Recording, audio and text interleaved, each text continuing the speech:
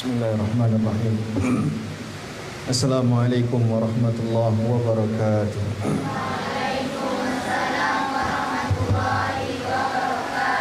Alhamdulillahi rabbil alamin.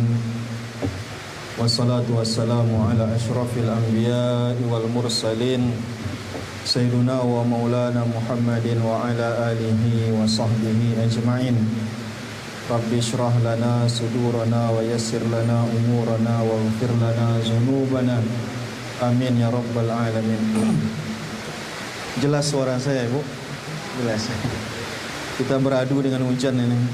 Mudah-mudahan menambah keberkahan majelis kita insyaallah. Amin ya rabbal alamin. Saya dapat tema adab orang istri kepada suaminya.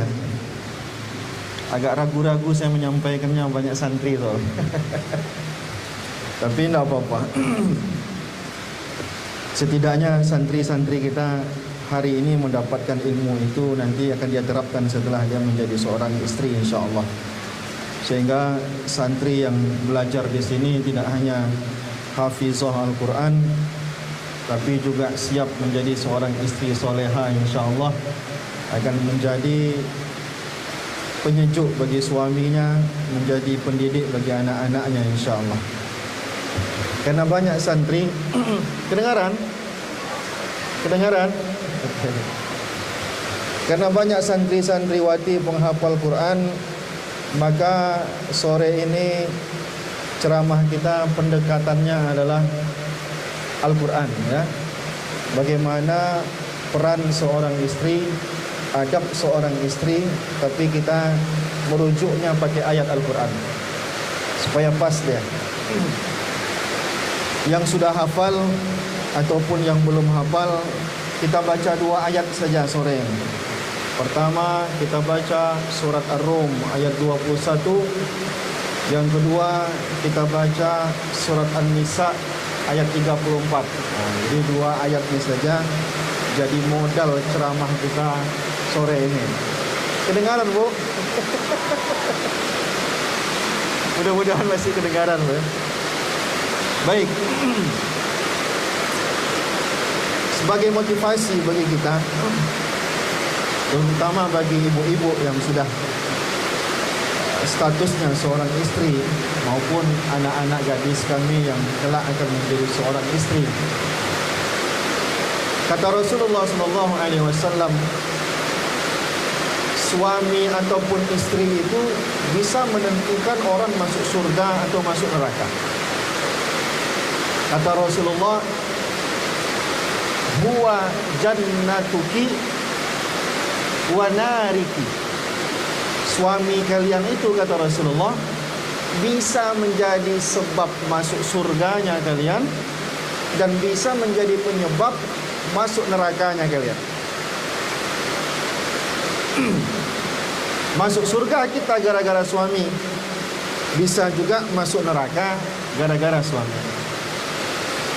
Masuk surga gara-gara suami maksudnya adalah kita mampu memperlakukan suami sebagaimana mestinya. Masuk neraka gara-gara suami tidak mampu menjaga adab yang benar di hadapan suami. Itu maksud. Yang ujung kedengaran, mendekat aja. Kalau nggak kedengaran nggak apa-apa, kemari mendekat. Mendekat nak, mendekat kemari biar kedengaran. Ke depan ini nggak apa-apa, agak ke depan juga nggak apa-apa biar kedengaran. Ya, depan Ustaz juga tidak apa-apa, biar kedengaran, karena ini hujan lebat. Baik, Ustaz ulangi ya. Kata Rasulullah SAW, silakan diatur dengan baik, biar betul-betul jadi istri soleha insyaallah. Sudah nyaman? Duduk aja, baik-baik duduk. Baik. Yang udah duduk, dengarkan lagi ya. Maka ternyata gara-gara suami, ibu maupun adik-adik Ustadz ini bisa masuk surga, bisa masuk neraka. Dan bahkan kata Rasulullah SAW, perempuan itu masuk surga lebih mudah daripada seorang laki-laki. Kata Rasulullah, "Iza salat al-mar'atu khamsaha." Apabila perempuan itu solat 5 waktu. 5 waktu. Kata ulama, solat sunnahnya tetap dikerjakan, menambah-nambah. Yang penting 5 waktu dia jaga. Wasamat syahraha. Di bulan puasa dia puasa. Ramadan puasa 2. Solat 5 waktu, puasa Ramadan. Wa hafizat farjaha.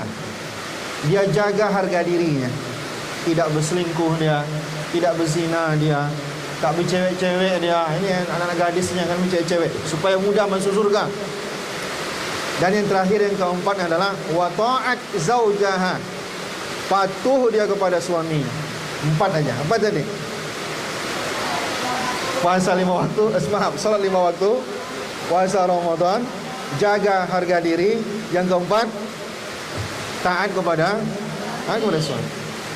Kata Rasulullah, nanti di hari kiamat ibu ini akan ditawarkan oleh Allah tawaran yang sangat menggiurkan. Apa dia? Udkhulil jannata min ayyi abwabin syi'ti. Ibu mau masuk pintu surga lewat mana terserah. Bapak-bapak enggak ditawarkan, ibu ditawarkan. Ibu mau lewat surga lewat pintu mana? Ada berapa pintu surga, ibu? Enggak tahu, ibu. Gimana ibu masuk surga? Pintu surganya enggak tahu. Banyak pintu surga. Dibukakan semua pintu untuk ibu, tapi syaratnya 4 kan. Salat 5 waktu, puasa Ramadan, jangan ibu berselingkuh, jangan ibu berzina segala macam. Yang keempat, patuh ibu ke suami. Tentu anak-anak ini mungkin belum merasakannya, nanti akan merasakan. Ibu-ibu mungkin ini udah cukup syarat masuk surga semuanya. Kalau anak-anak ini belum cukup syarat masuk surga. Yang terakhir belum terpenuhi.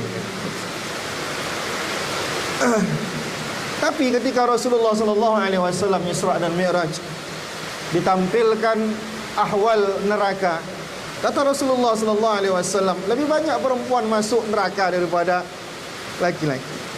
Kira-kira di bagian mananya yang rumit ini? Yang 4 tadi. Kata Rasulullah, lebih banyak perempuan daripada laki-laki masuk neraka. Kira-kira yang 4 ini mananya yang rumit kira-kira? Ya mungkin ibu-ibu sepakat mengatakan yang terakhir agak rumit. Yang terakhirnya apa? Patuh sama suami, ibu ya. Maka tadi dikatakan Rasulullah, gara-gara suami ibu masuk surga, gara-gara suami bisa masuk neraka. Hati-hati memperlakukannya. Nah sekarang bagaimana caranya? Maka Rasulullah, saya selesaikan hadis tadi ya, supaya kita selesai hadisnya. Maka kata Rasulullah, dikasih Rasulullah jalan keluar. Ibu-ibu banyak-banyak sedekah, kata Rasulullah. Banyak-banyak sedekah. Karena mungkin ibu yang nomor 4 tadi agak rumit, ya diimbangilah dengan sedekah-sedekahnya.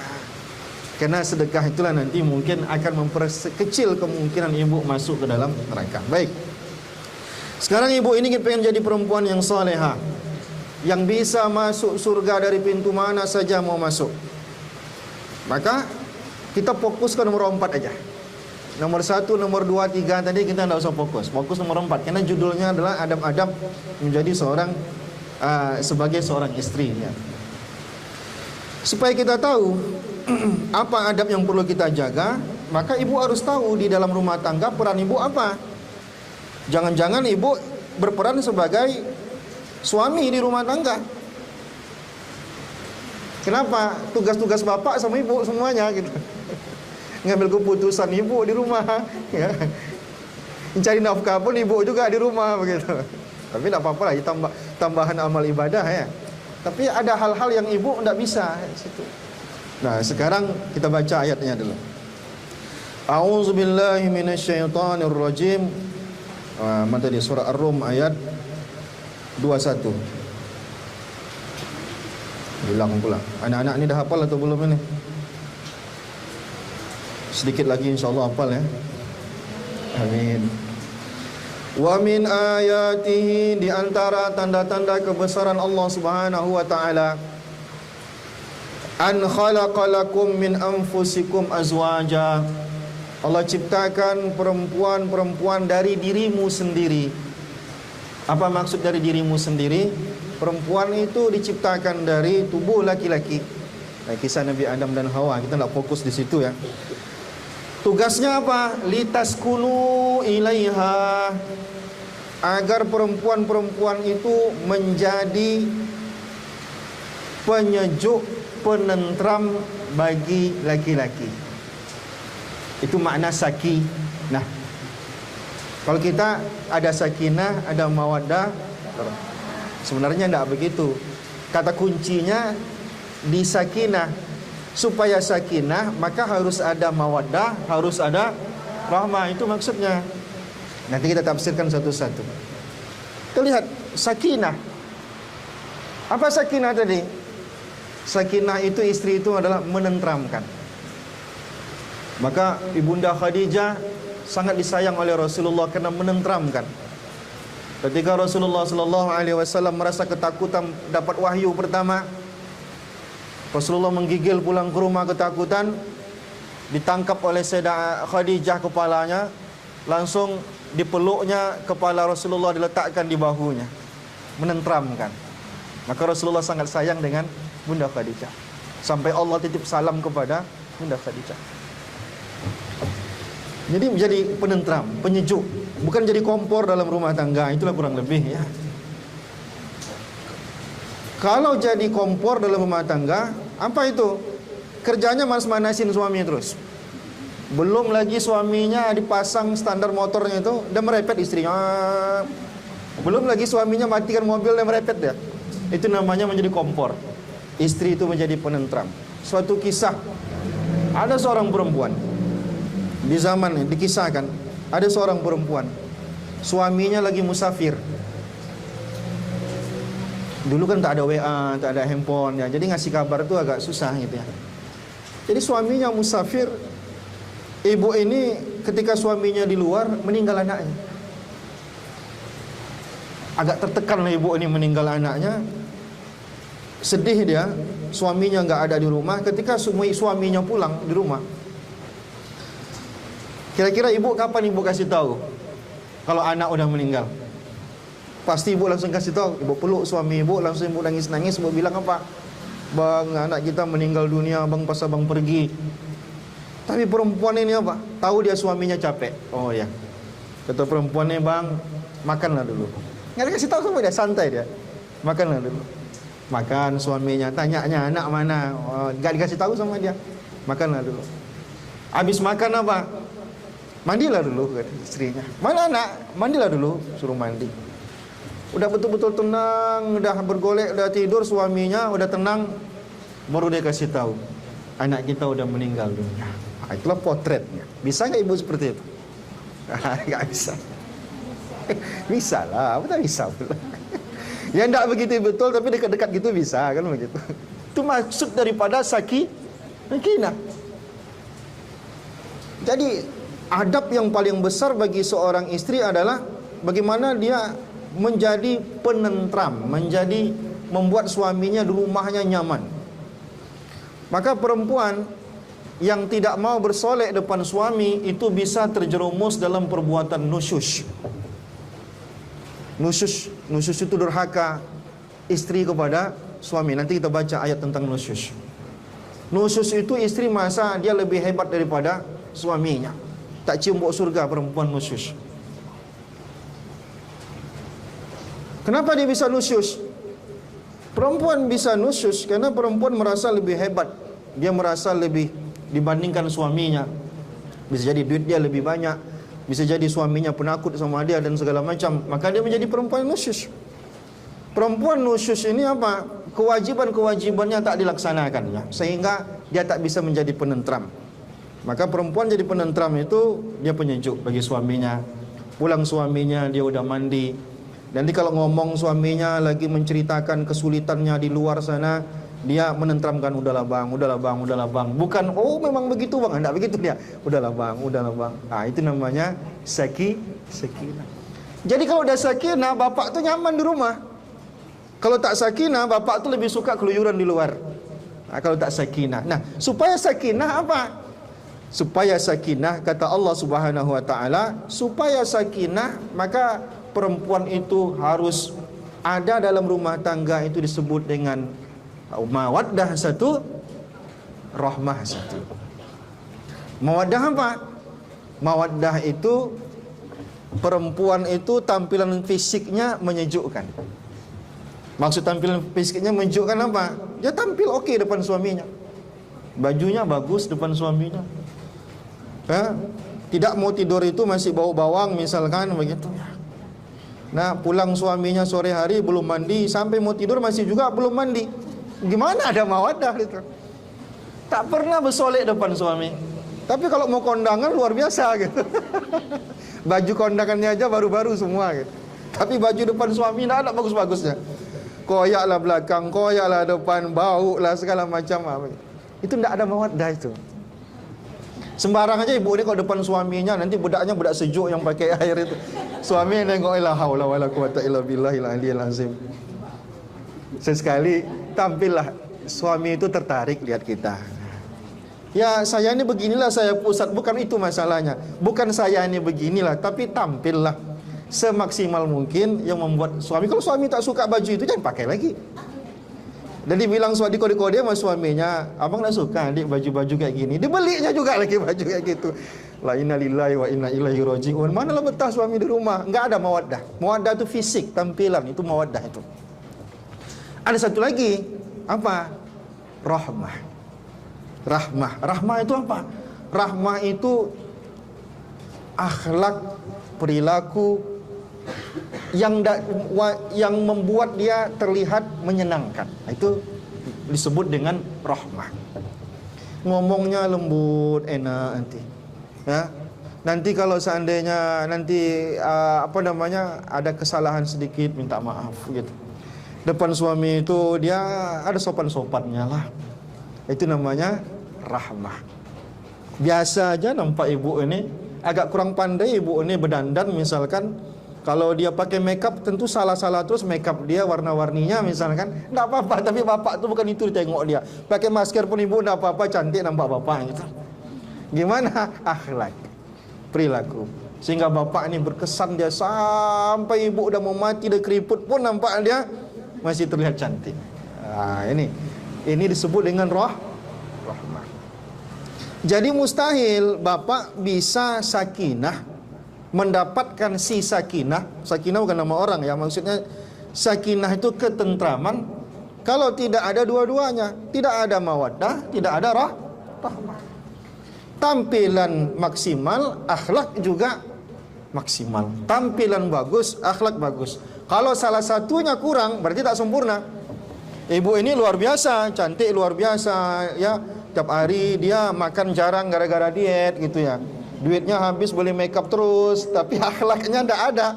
Ndak juga. Atau ibu ini akhlaknya bagus luar biasa, tapi depan bapak bau terus, gosok gigi pun jarang begitu ya. Ndak juga. Dua-duanya harus maksimal. Dua-duanya harus maksimal, baru bapak bisa mendapatkan sakinah. Kalau bapak sudah dapat sakinah di rumah, itulah tadi pintu surga tadi yang mana ibu mau lewatlah. Nah, itu dia ayat yang pertama yang kita baca, biar kita paham kira-kira poinnya di mana gitu. Karena setelah menikah bagi perempuan, dia wajib patuh kepada suaminya. Bahkan dibandingkan dengan ayahnya, dia wajib lebih patuh kepada suami daripada ayah. Loh, berarti dia durhaka sama ayahnya? Tidak begitu. Sama ayah tetap kita mengabdikan diri. Sebagai anak yang berbakti kepada ayah, melayani orang tua. Tapi kalau urusan izin, kalau urusan ini, itu dah ke suami, gak ke ayah lagi. Perempuan sebelum nikah pergi kemana-mana minta izin kepada siapa? Tapi kalau udah menikah, minta izinnya kan ke ayah lagi, minta izinnya ke suami. Ya, itu dia. Jadi suami itu perannya luar biasa bagi seorang istri. Walaupun nanti bagi seorang suami, istri itu juga bisa menjadi surganya, bisa juga jadi nerakanya. Cuman judul kita sore ini tidak itu. Sore ini judul kita adab istri kepada suami, bukan adab suami kepada istri. Baik. Nah, sekarang kita masuk ayat yang kedua. Surat An-Nisa ayat 34. A'udzubillahi minasyaitonirrajim. Ar-rijalu qawwamuna. Ada yang hafal, alhamdulillah. Ustazahnya apa muridnya? Ustazahnya. Muridnya belum sampai mungkin ya. Ar-rijalu, suami-suami itu qawwamuna, pemimpin, memiliki qiwamah namanya. Apa itu qiwamah? Qiwamah itu adalah kepemimpinan yang tidak dimiliki oleh seorang istri. Maka seorang suami yang punya qiwamah, dialah yang memutuskan kalau ada hal-hal yang perlu diputuskan dalam rumah tangga. Itu makna qiwamah. Ar-rijalu qawwamuna 'alan nisa. Suami-suami itu adalah qawwam. Apa makna qawwam? Pemimpin. Jadi kalau kita buat struktur organisasi di rumah, ketuanya itu siapa? Ketuanya suami. Orang tua dia nggak masuk dalam struktur lagi. Di mana letak orang tua? Penasehat aja dia. Penasehat garisnya putus-putus, baru ketua. Ketua siapa? Suami. Bendaharanya siapa? Bendaharanya baru ibu-ibu. Bendahara ibu, sekretarisnya ibu. Berarti kunci uangnya di ibu ada itu. Ini gitu. Tapi mencari uangnya ketua, bukan bendahara. Gitu. Nah, apa yang membuat si suami ini memiliki qiwamah? Ada beberapa hal yang tak dimiliki oleh perempuan, hanya dimiliki oleh laki-laki. Di antaranya misalkan hak perwalian nikah, apalagi warisan 2:1 yang tak bisa dimiliki oleh perempuan. Apalagi di antaranya saksi laki-laki 1:2 perempuan.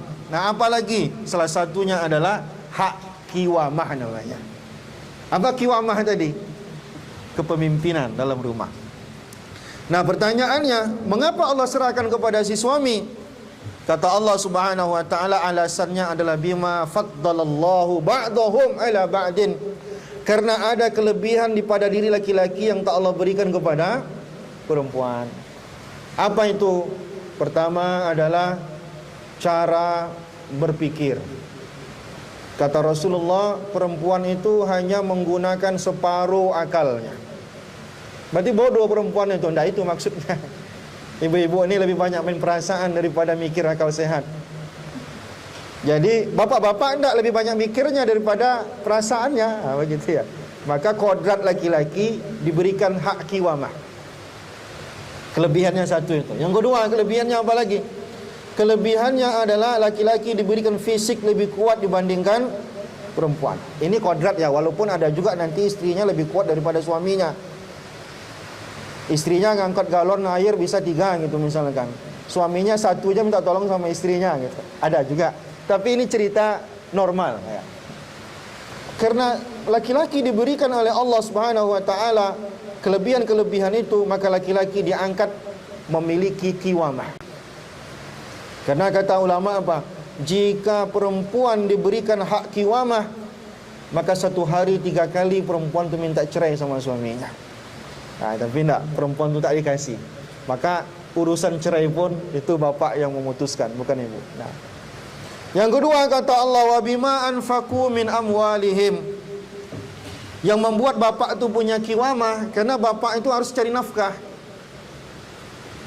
Maka perempuan kaya masih wajibkah suaminya memberi dia nafkah? Ibu, wajib apa enggak nih bu? Serius? Wajib. Kok bisa wajib? Tapi bapak, ibu ni gaji 30 juta sebulan. Bapak ni gajinya 3 juta. Berapa kali lipat itu? Masih wajibkah bapak tu kasih nafkah? Kencang betul ibu. Iya betul, masih wajib. Saya benarkan ibu itu ya, enggak apa-apa. Ini bedanya ya. Kaya istri itu tidak urusan suaminya. Maka ada ulama mengatakan begini, bolehkah suami berzakat ke istrinya? Ngapa? Kenapa tidak boleh? Karena wajib dia nafkahi. Okey. Sekarang istri boleh enggak berzakat kepada suaminya? Ya bu, biar nanti ibu ke rumah, biar keluar, uang tu enggak keluar kemana-mana. Ada yang mengatakan boleh, kenapa? Karena memang tak kewajiban si istri itu untuk menafkahi. Itu menurut ulama itu ya, bukan menurut saya itu. Nanti kena bully pula nanti. Cuman kok bisa janganlah ya. Nanti kata orang hebat betul ibu itu kaya, zakat pun dalam rumah ajanya. Tanya orang kok nggak pernah berzakat bu, udah berzakat mana? Itu suami. Tak elok pandang orang ya. Jangan nih, ini kan ada ulama mengatakan boleh berzakat. Karena yang tak boleh dizakati itu adalah orang yang wajib untuk kita nafkahi, orang tua ke atas, anak cucu ke bawah begitu ya. Baik. Maka 3 juta gaji si suami, 30 juta gaji si istri. Suami tetap harus menyisihkan sebagian uangnya untuk menafkahi istri. Tak ada urusan dia. Urusan dia adalah menafkahi. Disitulah harga diri dia, qawamahnya tadi. Sehingga istrinya enggak minjak-injak pala dia. Kalau enggak nanti direpet-repet istri terus di rumah. Nafkah enggak ya. Nafkah pun enggak, mentang-mentang aku kaya tak kamu kasih aku nafkah. Itu enggak boleh itu ya. Wajib dikasih nafkah. Nah, lalu itu tadi selingan ya kan, ayatnya ada di situ, dan poin kita pada sambungannya. Fasolihatu, adapun perempuan-perempuan soleha ada 2 di sini. Pertama qanitatun, yang kedua adalah hafizatun. Dah hafal anak kita ini. Qanitatun, patuh pada Allah Subhanahu wa taala. Patuh pada Allah. Artinya dijalankan perintah Allah Subhanahu wa taala. Yang kedua, hafizatun. Sebagian ulama menafsirkan makna hafizatun adalah menjaga kehormatan suami, tidak membeber-beberkan aib suami. Itu makna hafizatun. Hafizatun lil ghaib, menjaga harga diri suami ketika suami itu tidak ada. Menjaga harga diri di saat suami tidak ada. Jadi perempuan yang soleha itu syaratnya 2. Kalau rajin solat tapi sama suami masih bocor mulutnya, itu belum soleha lagi. Dia dua-duanya harus bagus. Sama siapa dia harus bagus? Hubungannya sama Allah mesti bagus, dan hubungannya sama suaminya mesti bagus. Baru perempuan yang soleha. Kalau enggak soleha itu. Nah, tapi ada perempuan yang tak soleha. Kalau dia tak soleha, dia apain? Kan begitu. Tak soleha dia. Apa yang boleh dilakukan suaminya kepada dia? Wallati takhafuna nusyuzahunna, dan perempuan-perempuan yang kamu khawatir terhadap nusyusnya. Tadi sudah jelaskan apa arti nusyus. Apa arti nusyus tadi? At-tarafu' minar rijal, merasa lebih hebat daripada suami. Tapi ulama banyak mencontohkannya. Di antaranya ulama juga mencontohkan istri yang tak mau berdandan depan suami juga nusyus. Tapi kalau tak mau masak, tak mau mencuci, nusyus nak? Wajib enggak istri masak, nyuci di rumah? Ulama sepakat mengatakan itu hukumnya sunnah muakkad, tidak sampai kepada taraf wajib. Tapi janganlah dihitung-hitung betul itu ya. Jadi dihitung-hitung betul, pulang ke rumah ibu ngadu ke bapak, mak ternyata tak wajib masak ni. Lihatlah bagaimana Sayyidah Fatimah radhiyallahu taala anha, itu kapalan tangannya. Anak Rasulullah lagi. Dulu kenapa kapalan tangannya? Karena ngadon roti ya. Ngadon roti itu tak pakai blender seperti ibu-ibu sekarang. Pakai tangan ngadonnya, kapalan tangannya. Itu anak Rasulullah itu. Jadi masalah kewajiban ini jangan masalah fikih saja, tapi ada masalah kasih sayang di situ. Nanti bapak-bapak juga bilang, kira-kira Pak Ustaz berapa banyak wajib aku nafkahi istriku dalam satu hari? Ada ulama mengatakan 2 mud aja cukup. Nanti ibu bingung kok cuma beras 2 mud ini gitu. Baju gak dibelikan, nanti lebih-lebih dari itu gak dibelikan. Jadi jangan fikih betul yang dipatokkan ya. Tapi kalau ditanya ya jujur jawabnya. Apa hukum istri masak, mencuci, melayani suami untuk urusan-urusan rumah? Hukumnya adalah tapi jangan gara-gara sunnah tak dikerjakan ya. Disitulah ibu masuk surga nanti gara-gara itu. Bapak-bapak mau masuk surga itu lebih rumit daripada ibu. Bapak-bapak sudah dibedakan oleh Allah. Ini bapak-bapak ini harus lebih rumit daripada ibu-ibu. Ibu-ibu gara-gara bersolek di rumah masuk surga. Bapak-bapak gara-gara bersolek di rumah itu tidak masuk surga. Nah, ibu-ibu ngurus rumah, gara-gara ngurus rumah tak ke masjid. Kenapa ibu nggak ke masjid? Ya awak nanti kalau ke masjid nanti suami mau pergi kerja, nanti sarapan belum siap, anak belum disetrika bajunya, segala macam, rumah belum beres. Jadi kalau awak dengar ceramah juga di masjid subuh itu nanti sampai syuruk nanti mengamuklah suami di rumah. Makanya awak nggak ke masjid. Disitulah surga ibu. Di mana surga ibu tadi? Di rumah, nyapu, cuci segala macam, itu surga ibu. Bapak kenapa nggak ke masjid? Itulah istri awak mau pergi kerja, awak nanti dia berangkat nggak sarapan, dia baju rumah belum disapu, nggak di situ surga bapak. Bapak ke masjid bapak, nggak di situ surga bapak. Kalau bapak tak ke masjid gara-gara itu berdosa bapak. Ini kan beda itu. Ibu bersolek pulang ke rumah nyejukkan nanti bapak. Bapak harus berpanas-panasnya, harus naik ke atas genteng orang, nukang, memperbaiki atap orang, begitu. Beda jalan masuk surganya. Nah, takdirkan Allah begitu. Jadi ada juga perempuan yang nusyus.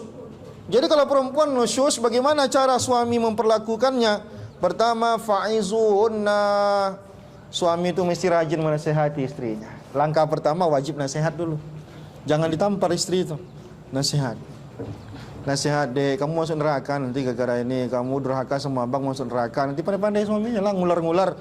Nah, pandai suaminya lah bawa agama ya, dipelajarinya ceramah Ustaz Somad sedikit untuk menceramai istrinya saja, cari poin-poin pentingnya.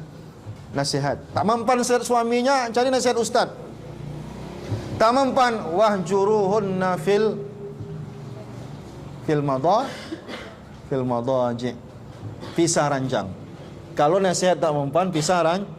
Nah, tapi pisah ranjang tak boleh pisah rumah. Pisah ranjang tetap masih dalam satu.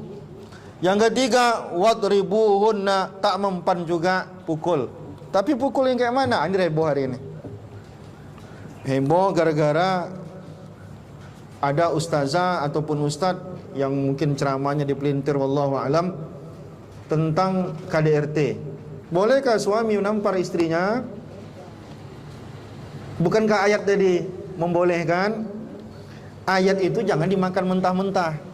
Banyak hadis-hadis yang menjelaskannya. Ada Rasulullah mengatakan kalau mukul istri itu pakai siwak. Tahu ibu siwak itu semana ukurannya? Nggak pernah ibu lihat siwak? Siwak itu segini cuma kayu sebatang. Segini ukuran kayunya, panjang cuma segini. Dipukul bapak tuh 100 kali pun nggak terasa ibu sakitnya. Geli-geli ibu dipukul bapak pakai itu.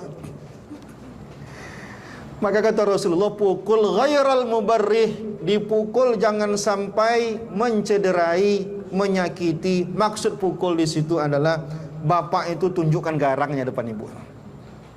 Tapi jangan sampai membekas kata Rasulullah. Sedikit pun tak boleh membekas. Mukul nggak boleh pakai tangan, nggak boleh wajah, dan pukul pakai alat. Alatnya apa? Pakai siwak atau seumpama. Siwak itu ya kayu yang menggunakan gosok gigi itu pun ukurannya paling segini, dipukul-pukulkan ke ibu itu 100 kali pun nggak ada bekasnya itu. Maksudnya adalah mukul yang dimaksud adalah menunjukkan gestur kalau bapak ini betul-betul marah kepada si ibu itu. Jangan ditinju, tiba-tiba biru mata ibu itu. Tanya sama ayahnya, kok biru mata kau? Jatuh di kamar mandi, mana jatuh kamar mandi mata biru? Orang jatuh kamar mandi tangan patah gitu, ini enggak mata biru kata. Enggak begitu. Maka kalau seandainya si perempuan ditinju sama suaminya, tentu saja dia berhak untuk mengadu kepada walinya. Siapa walinya? Ayahnya. Tak ada ayahnya siapa? Adik dan abangnya laki-laki. Siapa lagi? Atau paman-paman dari sebelah ayahnya. Tak ada lagi. Keponakan-keponakan dari saudara laki-lakinya. Dia ngadu.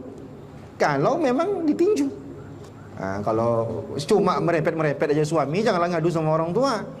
Kalau cuma sekedar pertengkaran kecil dalam rumah, maka haram bagi seorang perempuan. Pertama, haram pertengkaran sampai keluar kamar. Kenapa? Di luar kamar itu ada anak. Kalau anak melihat orang tuanya bertengkar, maka anak itu apa yang dia lakukan? Biasanya anak itu dia pengen bela salah satunya. Siapa yang dibelanya biasanya? Belum tentu juga. Yang dibelanya itu adalah yang nampaknya paling kuat tangisnya, itu yang dibela sama dia. Rupanya bapak tu paling kuat tangisnya, bapak tu dibelanya. Dia merasa lah ayah aku yang terzolimi ini sama mak. Tapi rata-rata kan maknya yang nangis, jadi maknya yang dibelanya. Kalau tak dibelanya salah satu, dia dipendamnya dalam hatinya, dia buat hal-hal aneh sendiri. Maka ibu bertengkar sama bapak, di mana? Kamar, jangan keluar kamar, kunci kamar, bertengkarlah, bertinjulah dalam kamarnya. Canda aja, jangan sampai bertinju lah pula. Yang kedua, perempuan soleha itu kata Rasulullah, perempuan penduduk surga itu yang mana ya Rasulullah? Kata Rasulullah, perempuan penduduk surga itu diantaranya adalah kalau bertengkar dengan suaminya, tak selesai malam itu, biasa kan, tak selesai. Tak selesai malam itu juga, dikasihnya tangannya ke suaminya. Bang, pukullah kalau abang masih marah, biar kita tidur ini dalam keadaan tak marah lagi. Bisa itu, Bu? Tidak kan? Tidak kan? Ya, makanya surga itu mahal, Ibu. Surga itu tidak murah, ya. Kalau mudah berarti surga itu gampang kali masuknya. Karena sulit lah, makanya dia masuk. Balasannya itu surga. Tapi kalau ibu motivasinya surga, insya Allah mudahlah. Ibu tengok bapak, oh bapak aku ni nengok kau ni, gara-gara kau ni aku masuk surga, itu ajanya. Kalau cuma nengok wajahmu ni, la haula wala quwata illa billah, lah duit tak ada, muka sembarangan gitu ya. Tak ada yang ditengok dari bapak ni. Cuman Allah menjadikan bapak ni sebagai pintu surga aku, maka aku layani. Bapak ni gitu juga, ya Allah ya Tuhanku, istriku ini, tapi karena inilah pintu surga aku, gara-gara aku sia-siakan bisa aku masuk neraka gara-gara ini, dilayani dengan baik. Nah, inilah sekelumit ya adab yang perlu dijaga. Tentu saja belum semuanya, tapi karena tadi banyak santri, maka pendekatannya adalah ayat Quran, dan beberapa hal saya skip kena anak-anak. Nah, belum waktunya dia dengar. Nah, jadi saya rasa demikian. Jika ada yang diskusi saya persilakan, kalau tidak ada kita sudahi.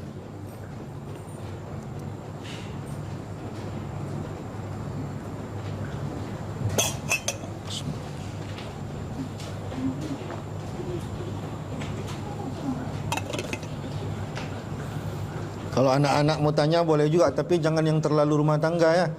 Belum waktunya lagi. Nanti terlalu cepat tua, belum waktunya.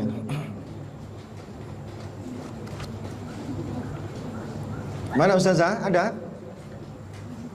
Belum, oke.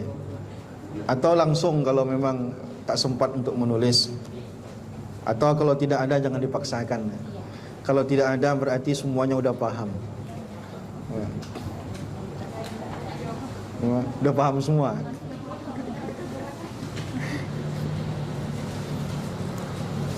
Ada, Bu? Tidak ada? Kalau tidak ada kita sudahi lagi. Baik, kalau tidak ada kita sudahi. Mudah-mudahan ilmu kita sore ini bermanfaat ya. Bermanfaat, ilmu didapatkan untuk diamalkan. Pulang dari sini ibu nengok bapak, tengok macam pintu. Pintu apa? Pintu surga. Jadi layani bapak karena pengen masuk surga. Jangan layani bapak karena bapak itu yang ngasih duit. Bukan melayani bapak ketika bapak itu masih ganteng wajahnya, masih banyak duitnya. Suatu saat akan habis dia. Jangan sampai habis duit bapak itu, habis pula semangat ibu untuk melayani bapak itu.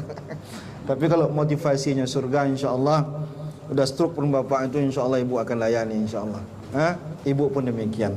Subhanakallahumma wa bihamdika, asyhadu an la ilaha illa anta, astaghfiruka wa atubu ilaik. Assalamualaikum warahmatullahi wabarakatuh.